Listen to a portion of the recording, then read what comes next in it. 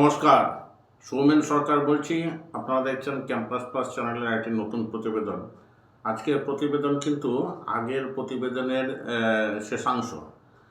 আগের প্রতিবেদনে আমরা আলোচনা করেছি যে মালদ্বীপ দেশটা তার যে মানুষজন কীরকম কী ব্যাপার বা তার যে হিস্ট্রি এবং অন্যান্য যে সমস্ত ইম্পর্ট্যান্ট অ্যাসপেক্টস থাকে, কিন্তু সেই পর্যায়ে কিন্তু আমরা আলোচনা করিনি যে এই যে এখন মালদ্বীপকে নিয়ে যে একটা ডিপ্লোম্যাটিক এক ধরনের একটা হাইপার অ্যাক্টিভিটি চলছে, প্লাস মালদ্বীপের এই যে গুরুত্ব এবং শেষ পর্যন্ত ভারতের সঙ্গে মালদ্বীপের সম্পর্কটা কোথায় দাঁড়িয়ে রয়েছে, এই সমস্ত ব্যাপার নিয়ে আলোচনা করব আজকে। প্রথমেই বলে রাখি যে মালদ্বীপ বললেই যার মুখটা সবার সামনে ভেসে উঠছে সেটা হচ্ছে যে মোহাম্মদ মুইজু। নামের সঙ্গে কিন্তু একটা ডক্টরের ডিগ্রিও আছে। ডক্টর মোহাম্মদ মুইজু হচ্ছে রিপাবলিক অফ মালদ্বীপের বর্তমান প্রেসিডেন্ট এবং হিসাব অনুযায়ী ইনি চতুর্থ প্রেসিডেন্ট।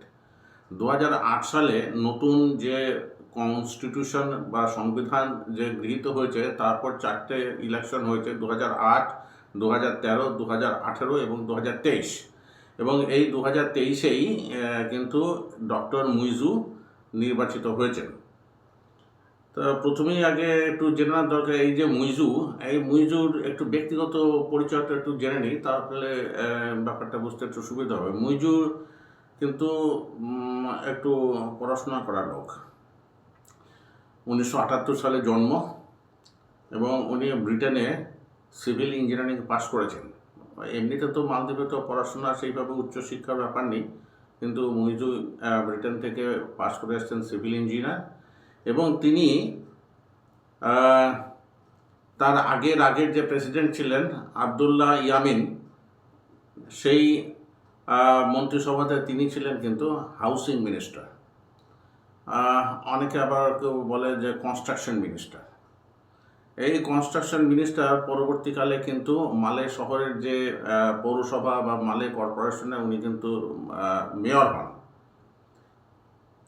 এবং ওর পার্টির নাম হচ্ছে পিপুলস অ্যালায়েন্স। তো এই যে বললাম যে 4টে যে এর আগে ইলেকশন এইটা নিয়ে 4টে ইলেকশন হয়েছে। সেপ্টেম্বরে একটা ইলেকশন হলো, সেটাই ছিল 4th ইলেকশন। তার ঠিক আগের ইলেকশনে যিনি জিতেছিলেন ইব্রাহিম সলি কিন্তু ভারতের সঙ্গে তার দুর্দান্ত সম্পর্ক ছিল এবং ভারত থেকে তিনি যে পরিমাণ সহায়তা পেয়েছেন এবং ভারতকে তিনি যে ধরনের ডিপ্লোম্যাটিক বা স্ট্র্যাটেজিক সাপোর্ট দিয়েছেন, তাতে দুদেশ কিন্তু উপকৃত হয়েছে। কিন্তু তার নিজের কিন্তু দলে কিন্তু একটু গৃহযুদ্ধ লেগেই গিয়েছিল।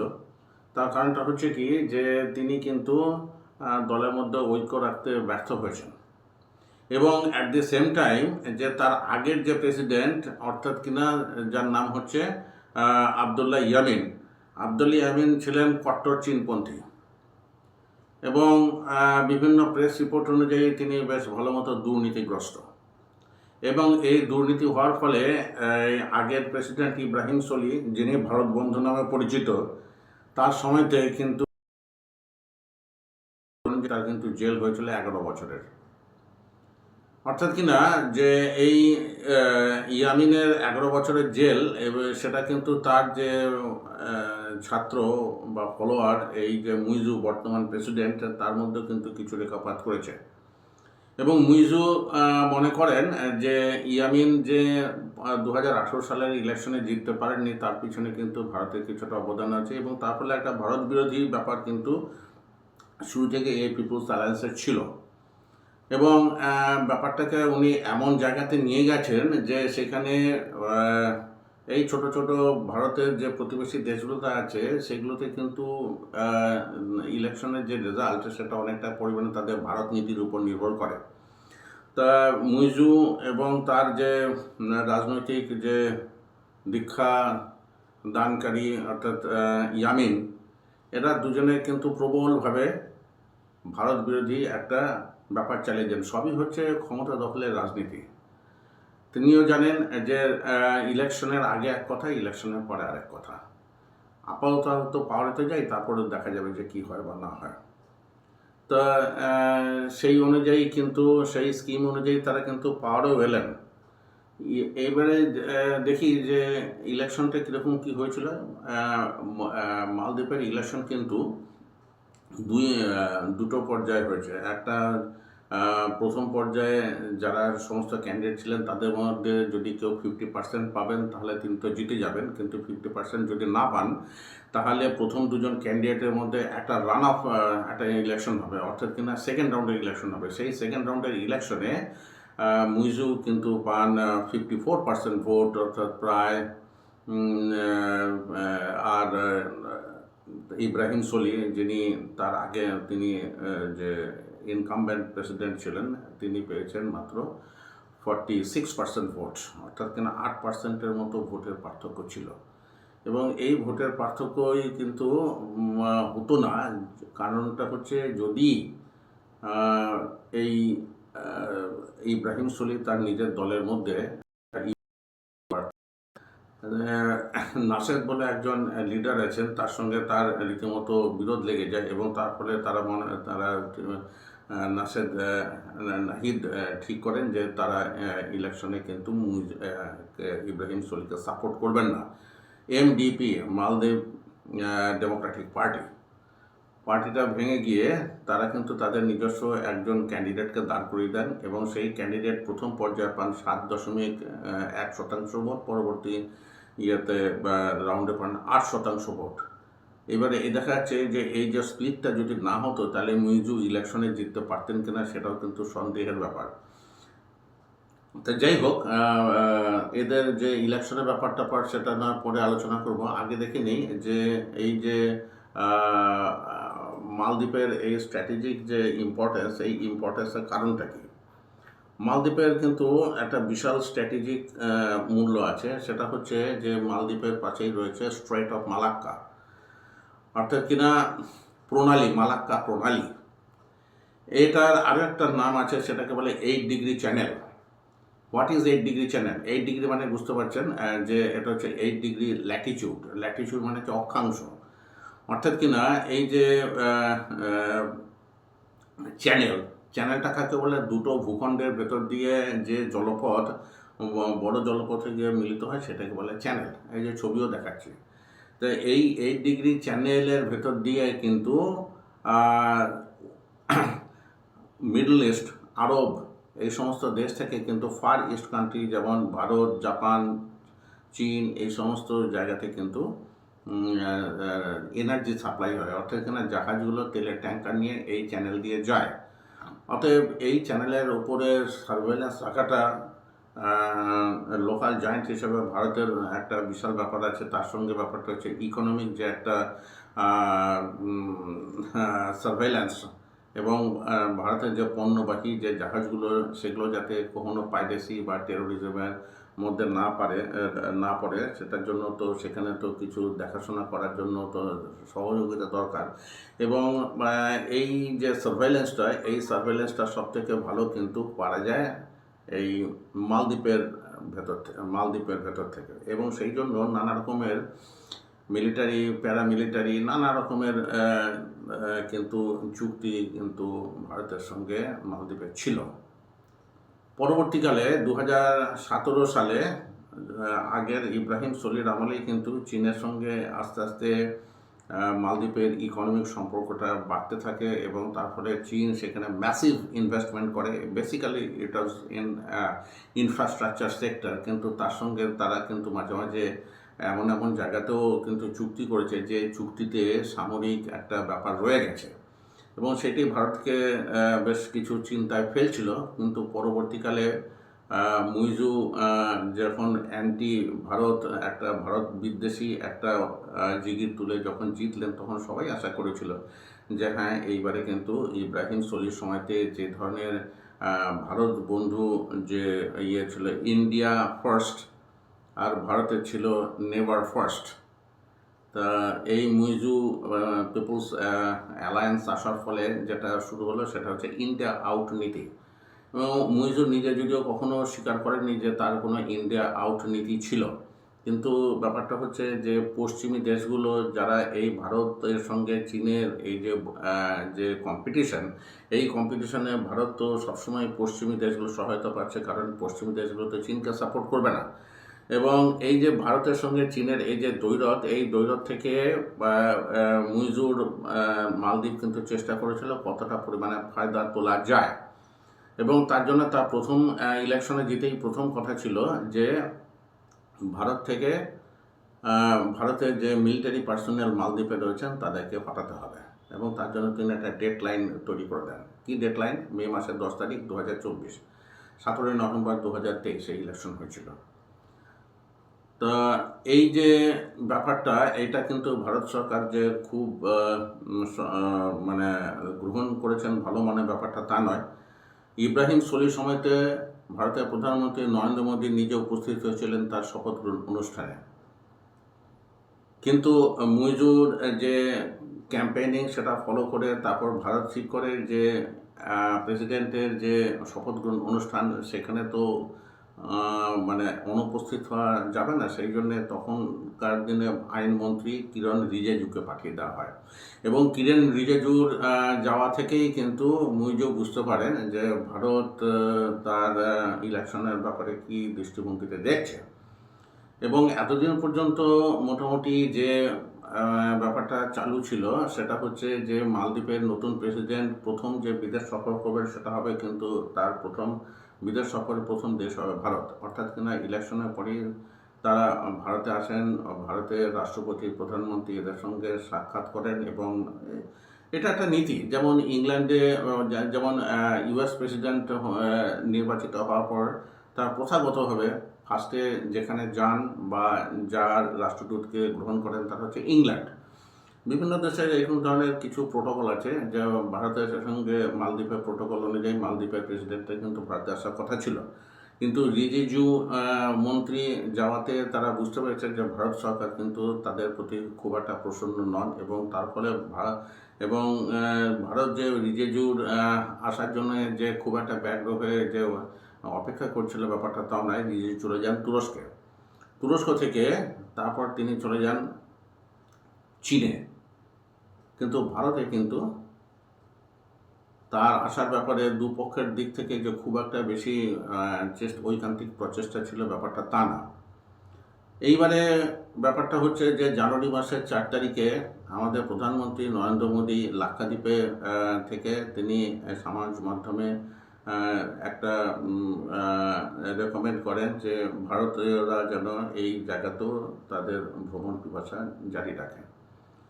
এবং এইটা দেখেই কিন্তু লাক্ষাদ্বীপের যে 3 মন্ত্রী আছে সেই 3 মন্ত্রী কিন্তু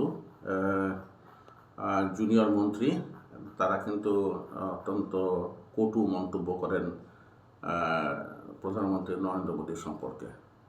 একজনের নাম হচ্ছে মালশাহ শরীফ আর দ্বিতীয়জনের নাম হচ্ছে মরিয়ম সিউনা। আরও একজন মন্ত্রী আছেন, তার নামটা এই মুহূর্তে ঠিক মনে আসছে না। যাই হোক, এই কটু মন্তব্য করার ফলে ভারতের সঙ্গে কিন্তু মালদ্বীপের একটা লড়াই বেঁধে যায়, মানে সমাজ মাধ্যমে এবং আরও অন্যান্য বাণিজ্যিক স্তরেও। অর্থাৎ কিনা ভারতীয় ট্যুরিস্টরা তারাও ঠিক করেন যে তারা মালদ্বীপে আর যাবেন না। এবং সিঙ্গল ব্লক হিসেবে ভারত মালদ্বীপের ট্যুরিজমে প্রায় 6% ট্যুরিস্ট পাঠায়, এবং সেই অনুযায়ী দেখতে গেলে কিন্তু মালদ্বীপের যে ইকোনমিতে শুধুমাত্র ট্যুরিস্ট বাবদই কিন্তু ভারতের একটা বিশাল কন্ট্রিবিউশন আছে। সেই কন্ট্রিবিউশনটা চীনেরাও কিন্তু মানে তারাও কিন্তু বৃহৎ সংখ্যায় আসতেন, কিন্তু ঘটনাটা হচ্ছে যে কোভিডের কারণে যখন চীন থেকে একজনও কেউ পর্যটক আসেননি, তখনও কিন্তু ভারত থেকে গেছেন। তা পরবর্তীকালে ক্ষমতায় বসে কিন্তু বুঝতে পারেন এই মুইজু যে ভারতকে চটিয়ে কিন্তু বেশি দিন তার পক্ষে ইলেকশনে পরে কিন্তু তার পক্ষে বেশি দিন কিন্তু রাজত্ব করা সম্ভব হবে না, যদি তিনি ঠিক মতো করে রাজত্বটা করতে চান। এবং তখন থেকেই কিন্তু এই যে মিলিটারি যে হেলিকপ্টার বা প্লেনের ইস্যুটা তখন ইম্পর্ট্যান্ট হয়ে ওঠে। তখন গোপনে তারা এই প্রস্তাব দেন যে ঠিক আছে, মুইজু বলেছেন যে ভারতের ডর্নিয়ার যে প্লেন বা যে হেলিকপ্টার যেটা হিন্দুস্তান অ্যারোনটিক্স লিমিটেড তৈরি করেছে সেটা তারা রাখতে ইচ্ছুক, কিন্তু সেটা যারা চালাবেন বা রক্ষণাবেক্ষণ করবেন সেই মানুষগুলো কিন্তু ভারতীয় সেনাবাহিনী থেকে না আসাই ভালো। অর্থাৎ কিনা ভারতীয় সেনাবাহিনীর লোকজনকে সরিয়ে দিলেও ভারতের সিভিলিয়ানদের দিয়েই কিন্তু এখন পর্যন্ত সেই হেলিকপ্টার বা ডর্নিয়ার যে প্লেন সেটা কিন্তু চলছে। এবং এদের বেসিক্যালি কাজ হচ্ছে বিভিন্ন জায়গাতে নজরদারি করা এবং যে রোগীদেরকে তুলে নেওয়া যায়, যে পেশেন্ট ইভ্যাকুয়েশন, অর্থাৎ কিনা যে দূরতম প্রান্তে যে সমস্ত রোগী আছে তাদেরকে মূল ভূখণ্ডে নিয়ে এসে চিকিৎসা। এবং এটা তো হচ্ছে মানে যাকে বলে একটা সোশ্যাল কাম civil service which is very important. এবং বিভিন্ন সময়তে মালদ্বীপের যারা রাষ্ট্র ক্ষমতায় আছেন তারা স্বীকারও করেছেন যে ভারতীয় যে টেকনিশিয়ানস, ইঞ্জিনিয়ার্স বা যে পাইলটস তারা ছাড়া কিন্তু এই জিনিসটা কেউ আর হ্যান্ডেল করতে পারবেন না। অতএব তারা রিকোয়েস্ট করেন যে ভারত যেন সেনাবাহিনীর লোকজনকে সরিয়ে সেখানে সিভিলিয়ানদের পাঠায়। এবং মুইজু নিজেও একটা ক্ষেত্রে বলেন, we have a serious problem with মানে as soldiers of other countries, presence of soldiers of other countries in the mainland Maldives. অর্থাৎ কিনা বিদেশি কোনো দেশের বিদেশি কোনো সৈন্য সেনাবাহিনী বা তার লোকজনের মালদ্বীপে উপস্থিতি মালদ্বীপের যে রাষ্ট্র গরিমা সেটাকে তাদের খুব আহত করছে। এবং সেই জন্য তারা চেয়েছেন যে ভারতীয় সেনাবাহিনীর লোকজন চলে যান, কিন্তু ভারতের যে সার্ভিসটা সেটা যেন বজায় থাকে। এবং তারপর কিন্তু শুরু হয় একের পর এক মালদ্বীপের যে বিজনেস ডেলিগেশন, তারপরে এই যে মন্ত্রিসভার যে বিভিন্ন মন্ত্রীরা তারাও কিন্তু রেগুলার ভারতে আসেন। শেষমেশ ভারতের বিদেশ মন্ত্রী জয়শঙ্করও কিন্তু ডক্টর এস জয়শঙ্কর তিনিও কিছুদিন আগে মালদ্বীপ থেকে ঘুরে এসছেন। এবং 28শে সেপ্টেম্বর এই যে মুইজু তিনি গিয়েছিলেন রাষ্ট্রসংঘের বার্ষিক সভায় বক্তৃতা করতে গিয়ে, সেখানে তিনি ফার্স্টে সবারই যা পায় ওনারও তাই, অর্থাৎ কিনা তিনি প্রথমেই ক্ল্যারিফাই করলেন যে ভারতের সঙ্গে কোনো বৈরিতা রাখার জন্য তিনি কিন্তু এই ধরনের কোনো পলিসি ফলো করছেন না। এবং ভারতের সঙ্গে কন্টিনিউড কোঅপারেশন হচ্ছে তার লক্ষ্য।